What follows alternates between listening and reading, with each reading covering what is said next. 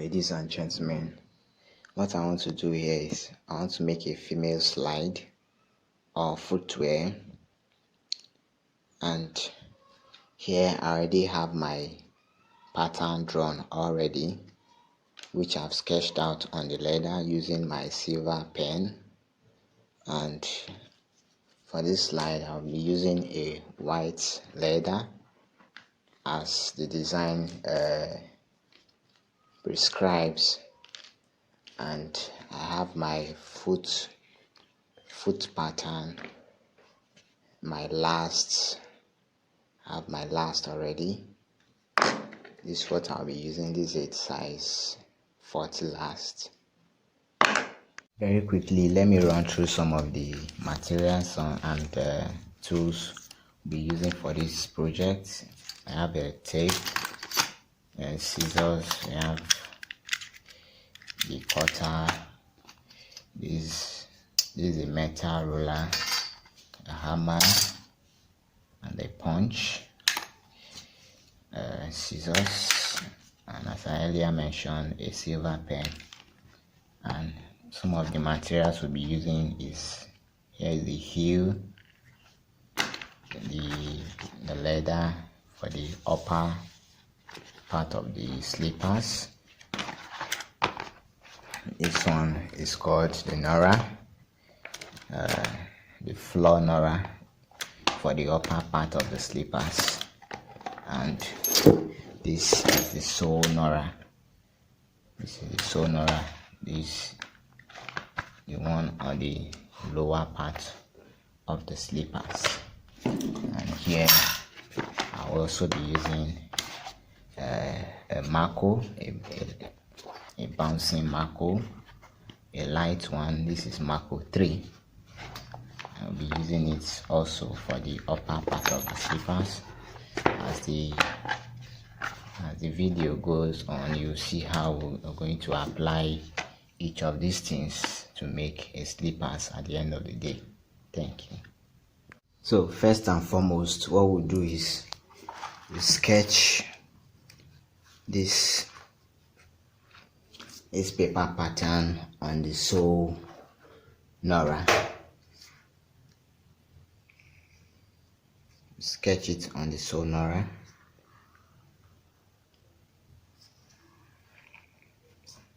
So after doing that, then we turn it to the other side to get this is the left leg, and to get the right leg you turn it to the other side and you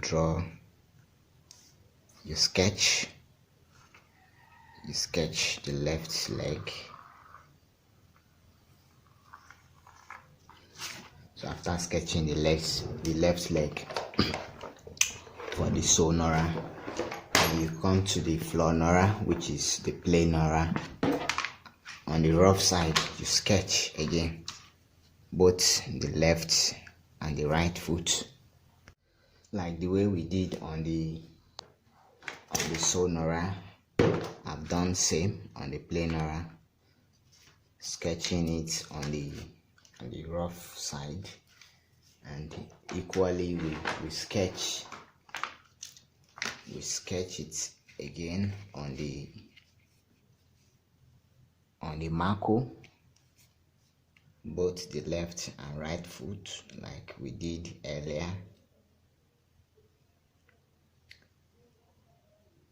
If you use one side of the pattern alone, it will give you two legs, two same legs of this slide. So this is the best way to do it. After sketching one side of the pattern, you turn to the other side to get the other leg of the slippers.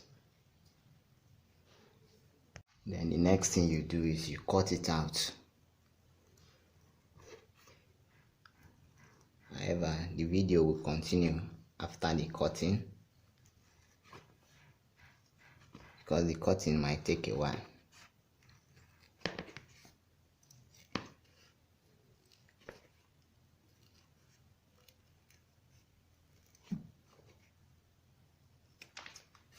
this is how you do the cutting. You cut each of the legs out. So as you can see now, I've finished cutting the sole nora, the plain nora, and the mako. I've finished cutting it now. So the next thing we'll do is we'll reduce the size of this mako. Reduce the size of this mako by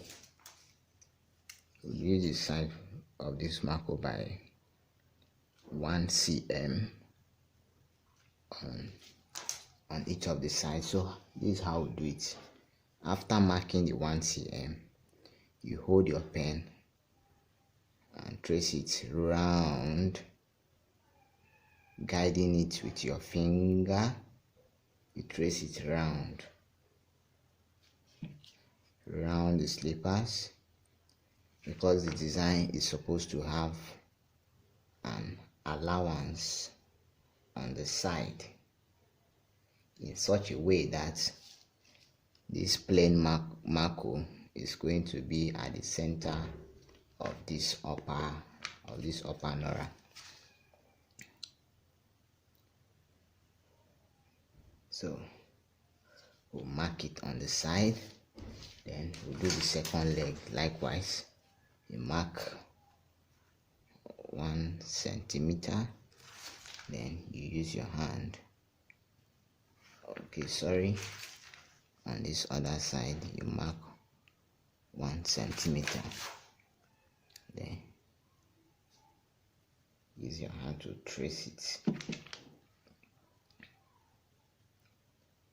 it round on the side.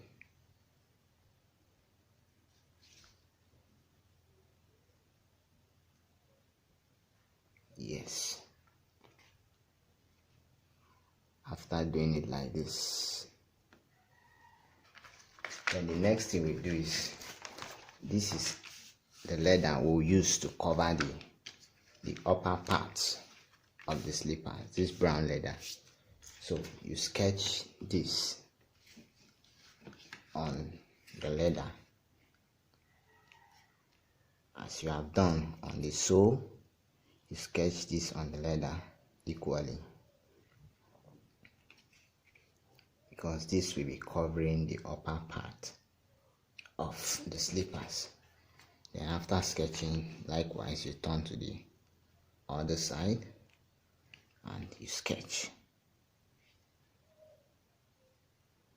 You sketch.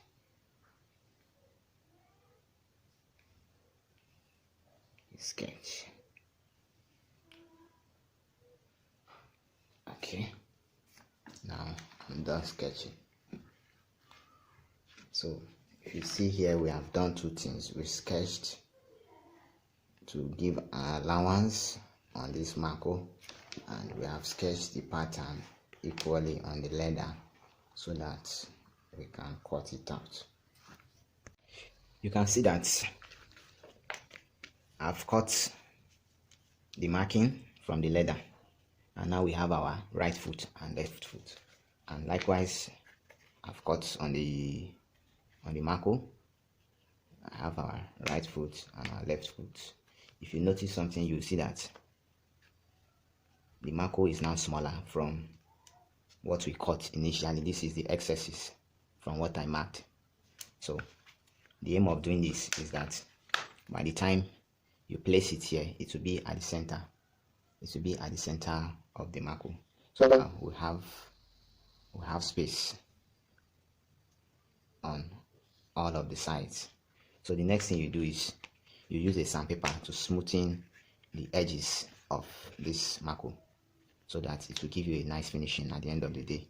So if you want to do that, you can apply a little gum on this side and this side and the down part, then put it together.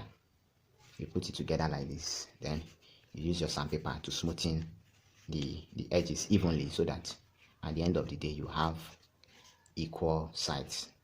Then after that, which you're going to scratch here scratch this place with a filing machine or your sandpaper, and then you place it at the center of this upper nora, so that by the time you cover the leather, it will give you the step side.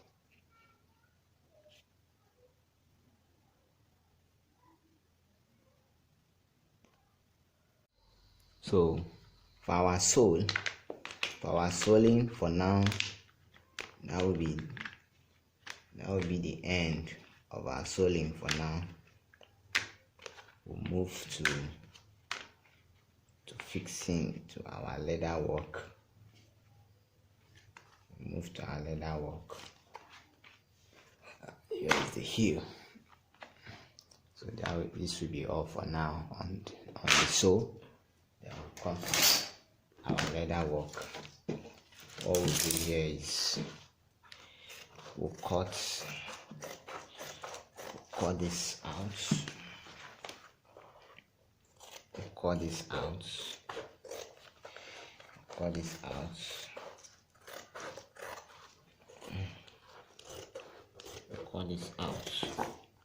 Like this. Cut this out like this. Then come to this side, so you can remove all this part because this will not be necessary. It's just a waste of adhesive. So I'm trying to manage gum. Gum is very expensive now. So you remove away every unnecessary area of the leather that will attract unnecessary cost for you. So here is it. You trim here off. What I'm doing is I'm removing all the excesses that are of no value to this project. So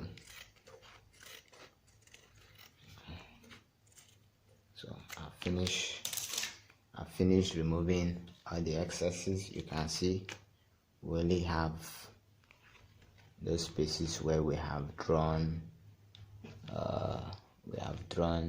our pattern. So what you do is we're still going to use this leather as our landing leather because that's how the design is. So you can just you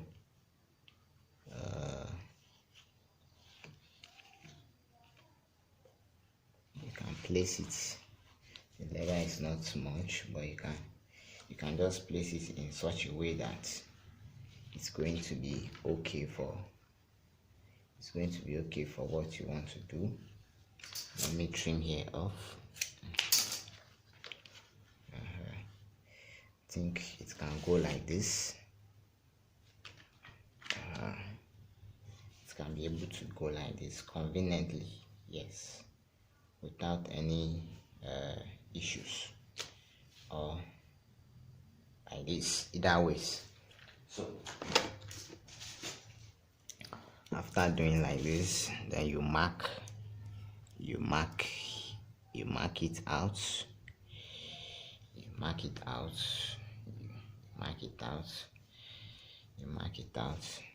You see what I've done? Then on this other side, you equally mark it out.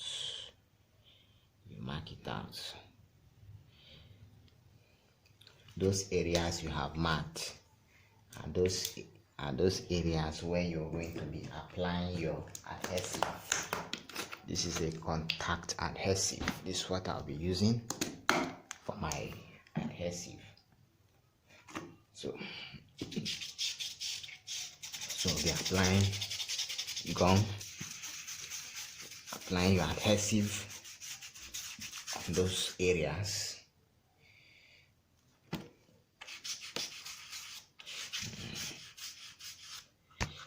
Applying your adhesive on those areas in such a way that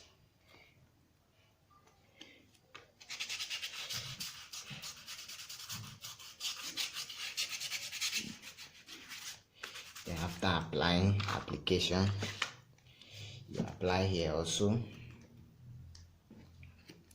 You apply your adhesive here. After applying,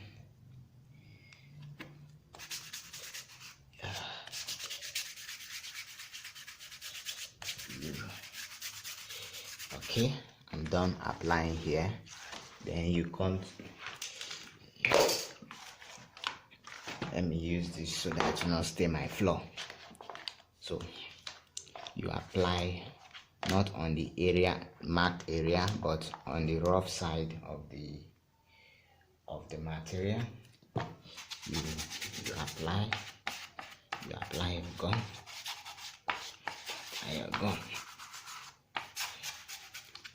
You apply your gum.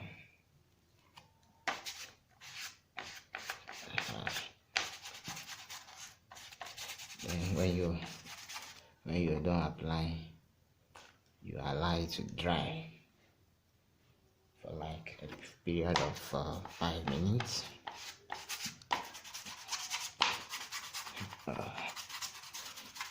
Apply. You turn it to this side as well, and you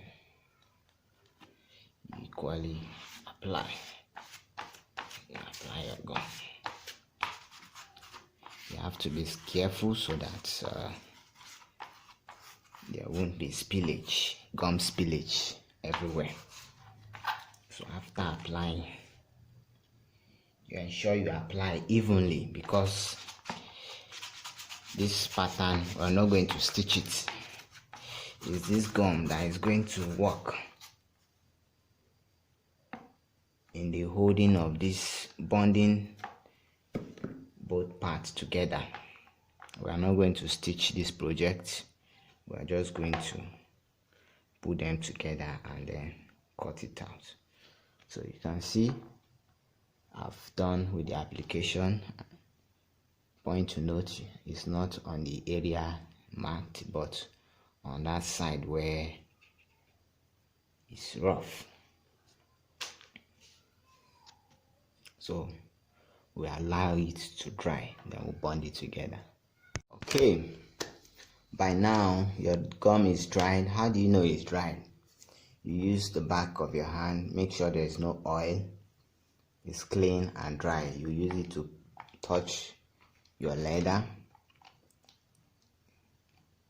You use it to touch your leather. If it's not sticking on your hand, it means it is dry enough to, because this gum, you don't need it to get too dry, because so that it will bond and activate it together. So after testing and seeing that it is dry, so you place it on this side. Okay, this side is for here. So you place it this way. Then you use your hammer to hammer it.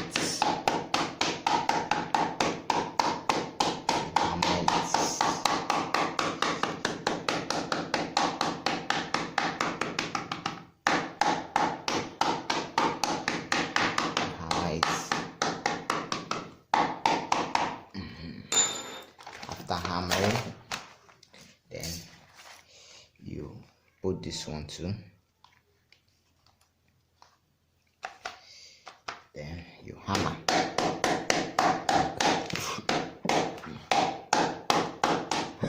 I'm using this instead of a hammer because it has a flat surface, but if it's hammer, you can equally use a hammer, but your emphasis should be on the edges of the leather, so that it will bond properly.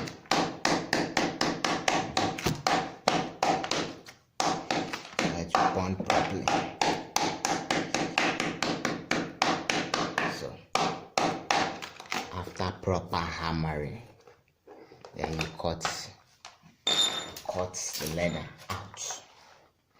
Mind you, while cutting, ensure you cut it on the line so that it will not give you more than what you expect. This is an industrial scissors. It is very sharp. It is advisable for leather work, but if you have other scissors like the normal tailoring scissors, you can equally use it, provided it's sharp. So I'm doing the cutting. Cutting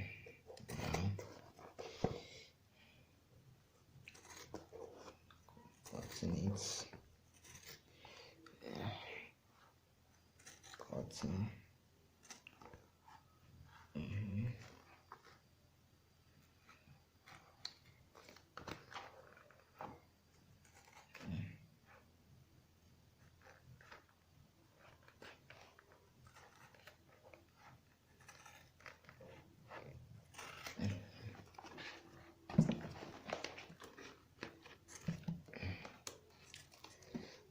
Okay.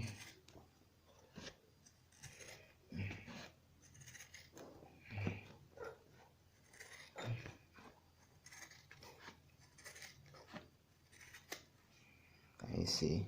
I'm cutting it out now.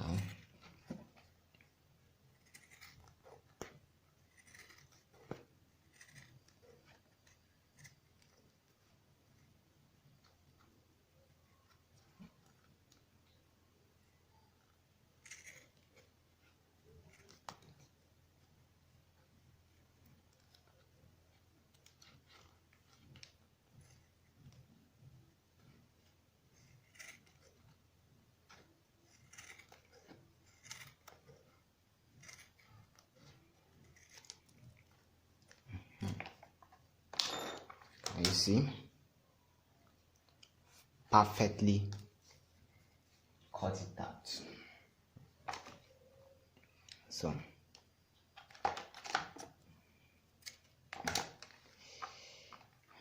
then you place it on the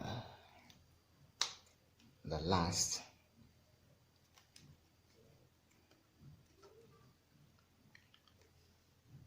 You see. You see, can you see that the cutting is very smooth? If your scissors is not sharp, your cutting will not be smooth. So I'll cut the second side of it. After cutting, we'll be done with the leather aspect of this project.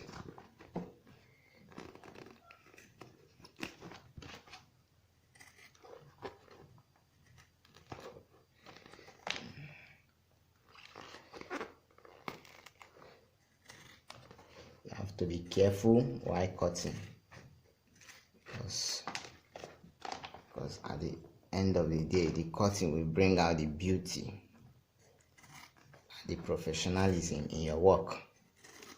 So you have to be very, very careful. You have to exercise patience. You have to be very professional while cutting.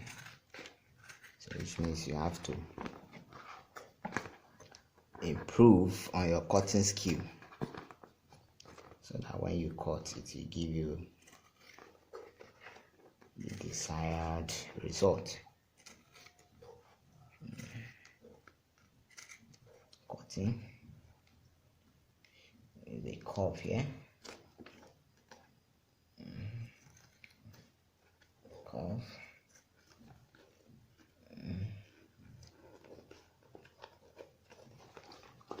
Okay.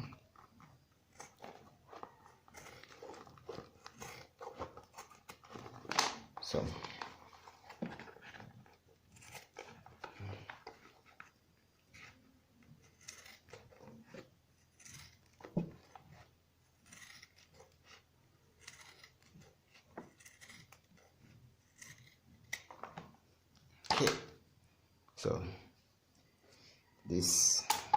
see how the thing has come out. This is the left, the right, and the left side of it. So this should be all for the leather.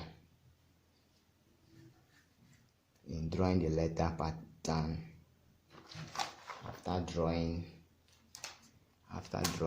you have to turn it to the other side. Otherwise, it will give you the same. You can see that the left and right is contradicting each other. But when you turn it this way, it will give you the same equal half. But this is how it's supposed to be. So that this one will come this way and this one will come this way.